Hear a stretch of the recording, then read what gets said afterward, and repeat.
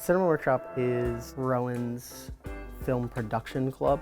More than just like film appreciation, it's also, making films, conglomerate of students working together to put a lot of short films and movies together.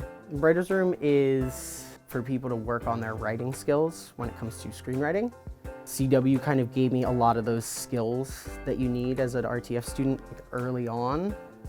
So it really helps you out, especially with a lot of RTF classes, to kind of give extra practice to students who might need it. People from any major can actually join it. And anybody can come in and anybody can really work on this stuff because everybody's creative some ways. Basically what we do is students come to us with script ideas or pitches, and we determine whether or not we want to help produce them with it. In lieu of that, we also do, we have little fests where there's the opportunity for other film majors to come out and get a handle on the equipment that they'll be using this semester for both Cinema Workshop and courses. General meeting is pretty much they come in, first thing we get out of the way is the monthly announcements about hey, what's coming up.